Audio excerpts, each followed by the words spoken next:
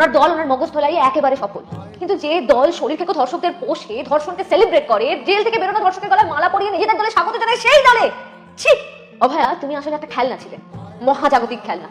তোমাকে আমরা সবাই মিলে ভেঙেছি, আজ আবার যেমন দুমড়ে মুচড়ে দিলাম। তুমি তো এখন নিশ্চয়ই জানো যে প্রতি 12 মিনিটে আমাদের এই মহান দেশে একটি করে মেয়েকে দুমড়ে মুচড়ে দেওয়া হয়। কেউ ইট ভাটায়, কীটব্যটা এলোমেলো হয়ে গেল। এবারের বই মেলায় তোমার বিচারের দাবিতে সাদা পাতায় সই গ্রহণ করা হচ্ছিল, সেখানে সই দিয়েছিলাম। আমার মতো আমার মা সজোরে একটা থাপ্পড় মেরেছে, নিঃশব্দ থাপ্পড়। আমরা নাটকটা খুব সুন্দর হয়েছে, কিন্তু নাটকই হয়েছে।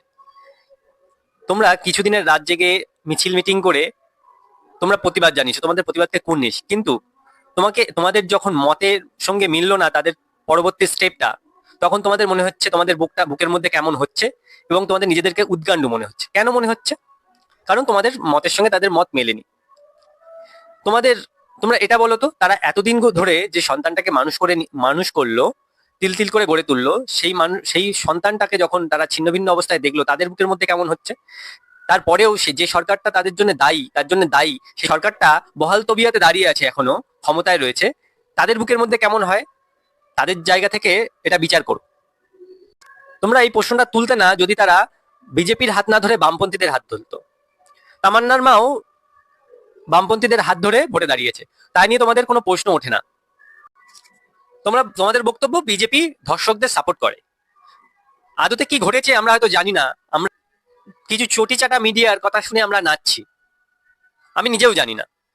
কিন্তু আমরা যদি সিপিএম এর কথা বলি, এখানে তার মাকে সন্তানের রক্তমাখা ভাত খাইয়েছিল, কে খেলনা অভয়ের মা বাবা বানিয়ে ফেলেনি, বানিয়েছ তোমরা বামপন্থীরা। তাকে ইস্যু করে সামনে রেখে তোমরা ভোটের ময়দানে ফায়দা তোলার চেষ্টা করেছিলে। হ্যাঁ, প্রত্যেক 12 মিনিটে একটি মেয়ে ধর্ষণ হয়, কিন্তু কারা করার সাহস পায়?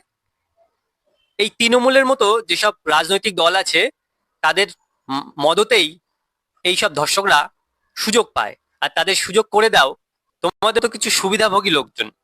যে বিজেপিকে তোমরা দোষারোপ করছো, এই বিজেপি কিন্তু উত্তরপ্রদেশে যে এরকম ধর্ষকদের এনকাউন্টার এবং বড় বড় মাফিয়া গুন্ডাদের এনকাউন্টার করে তা নজির করে দেখিয়েছে, সেটা অন্য কোনো সরকার করে দেখাতে পারেনি।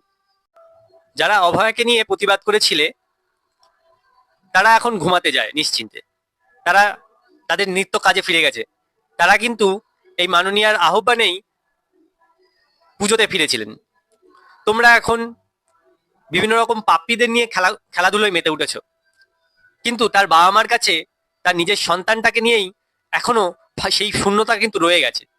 ব্যাকগ্রাউন্ডটা ব্ল্যাক করে দিলেই দুঃখ প্রকাশ করা যায় না, দুঃখটা মনের ভেতর থেকে আসে।